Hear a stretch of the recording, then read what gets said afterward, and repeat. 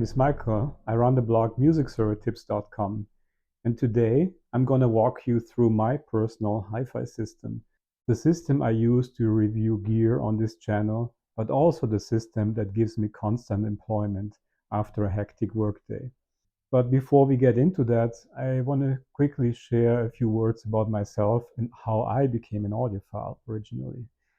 Well, I always had a love for music since I was a child. Never played an instrument, but I had a chance to attend many classical concerts with my parents, so I understand how good music has to sound. But unfortunately, no system at the time was capable of reproducing sound with high fidelity, and I never experienced that myself, so I never felt any emotional connection to the music when I heard it through my parents' hi-fi system. In the early 80s, I had a chance to attend a high-end show in Frankfurt, Germany with my dad.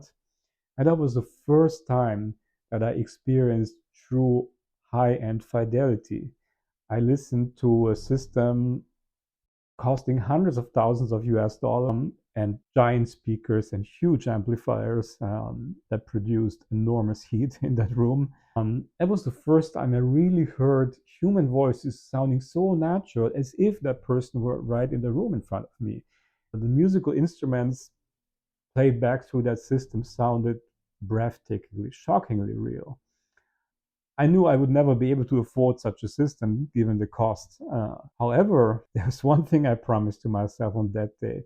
One day I'm going to be owning a system that sounds just as good as the one I heard. So later on, I got into electronics. Basically, I started building amplifiers, speakers. I gained a lot of electronic knowledge over time, and I helped repair components for friends and family. And my system consists of high value for money components, some of which I bought secondhand to save cost. But the other things are I own a lot of DIY components as well that I built over time and that I'm very proud of owning, and I'm going to show them to you right now. So let's dive into it. Let's talk about the most important component in an audio chain, first of all, before we get into the rest. Loudspeakers. I got myself a pair of bookshelf speakers, the Elac BS404. These are very powerful speakers given their size, and they perfectly fit into smaller and medium-sized rooms such as my own. Very beautifully made, excellent build quality, made in Germany. What sets this speaker apart? At the top, it has a so-called AMT tweeter. AMT stands for Air Motion Transformer.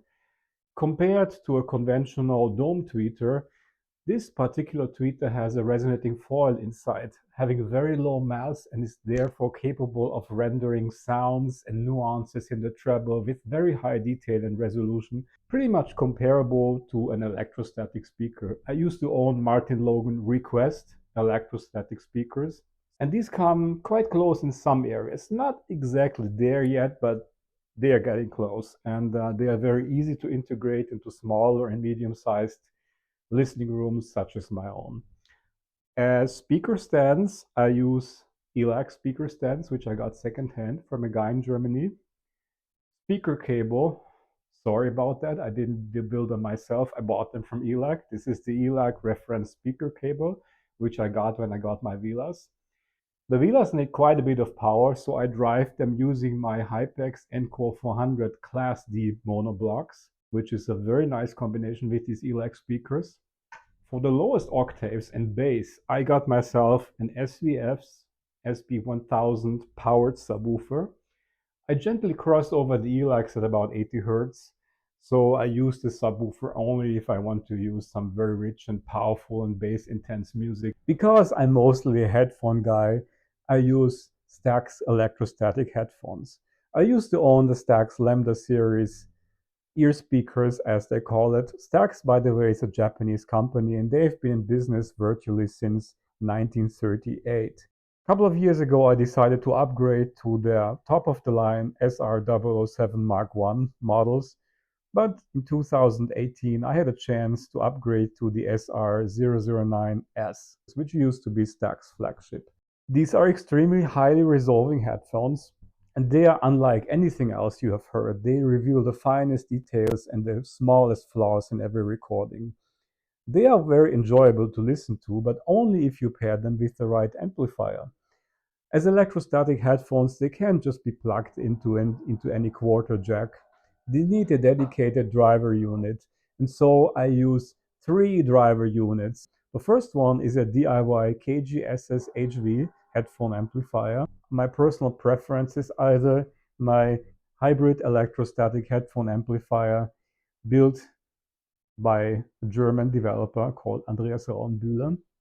This is a tube hybrid amplifier, and I also own a transformer step-up box, originally by Stax. I got this one secondhand. What the step-up transformer does, it basically allows you to use your existing power amplifier and hook up your power amplifier to the inputs of that box and just use that box to provide the high voltage outputs that electrostatic headphones need. In my personal configuration, I tried out this box with the Hypex Ncore 400 monoblocks, and it sounds absolutely amazing. This device was built sometime in the early 80s by Stax, and as you can tell, it's been modified a little bit by its previous owner. I got this device secondhand. Volume will be controlled by your preamp. In my case, it's the Eversolo DMPA that does the volume control. This is a great alternative if you're on a budget, want to get into electrostatic headphones, and don't want to buy a separate power amplifier just to power your Stax headphones. So I highly recommend it. If you can find one of these secondhand, these are really a great choice to have. My third electrostatic headphone amplifier is an original by Stax. It's the SRM400S, which is in current production. It's basically the smallest transistor amplifier that Stax makes. It has full balance topology, 2 headphone outputs, works well with the SR009S, but it's not super perfect. So if I had to rank these amplifiers in order of preference and sound quality, I would definitely say the hybrid amplifier high-amp Antares is the top one, followed by the Stax transformer box, surprise, surprise. And the last one on the list would be the Stax SRM400S. And unfortunately, I must say the KGSSHV doesn't sound too good with the SR009S. It's probably more designed to work with the 007 MK1. Power amplification. As power amplifier, I use the Hypex Ncore 400 monoblocks. Hypex is a company based in Netherlands, and they make the famous Class D amplifiers based on Hypex technology. Basically, you can find the Ncore amplifiers in many commercial products, such as from NAD, for instance. I built those myself. Hypex is selling these modules standalone. The Ncore 400 is capable of producing a whopping 200 watts at 8 ohms and 400 watts into 4 ohms. It features very low distortion, has breathtaking clarity, and essentially I built the enclosures myself. I bought them from Ghentaudio in China, installed the Hypex modules myself. At the heart of my system, I own the Eversolo DMP-A8 preamp / DAC / streaming server. This is a very powerful device that basically is 3 in 1. It's a fully featured analog preamp based on relay attenuators. It also has a fully balanced DAC based on the latest AKM chipsets. In addition to that, it comes with a very flexible music streaming server. For me, it works with Cobas, but it also works with Tidal, Amazon Music, and Eversolo is probably the only player in town that supports Apple Music natively. So if you're an Apple Music subscriber, the Eversolo product line is for you. More amazingly, this streaming preamplifier can also be used with an external DVD drive that you just plug in through the USB inputs on the back of the device. So it can act as your CD player. You can also rip your CDs to an internal storage SSD. It's optional, but you can install one if you like. It comes with a remote controlling app for Android and iOS. As a CD player, I use the SMSL PL200 CD transport DAC, mostly for things that are not available or too expensive to buy on vinyl, so I play them as CDs. This is a top-loading CD player, so it doesn't have a tray that comes out when you push a button. It's very solidly built. You simply put the disc on, put the lid back on, hit play, and off you go. But this one is much more capable than just playing CDs. I use it mainly as a transport in my system to hook up to my Eversolo DMP-A8.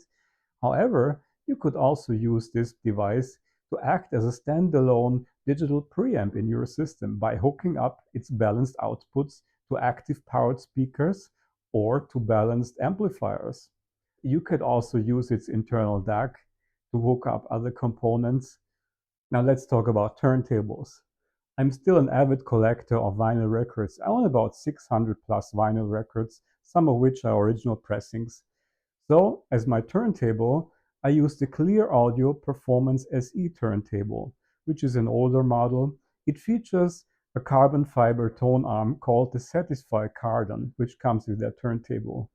One of the outstanding features of this turntable is that it features the Clearaudio CMB ceramic magnetic bearing mechanism that can also be found on the current top-of-the-line Clearaudio models.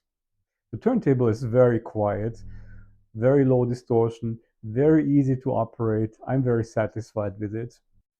I also use the Clearaudio motor controller, which allows me to switch between 33 and a third RPM and 45, so I can conveniently just push a button. The motor controller also has the benefit of accurately controlling the speed, so no wow flutter, no fluctuations in speed occurs. Thank you for watching my introduction and learning more about my HiFi system. I hope you enjoyed it, and if you haven't, please subscribe to this channel or leave a link down below. Thanks for watching.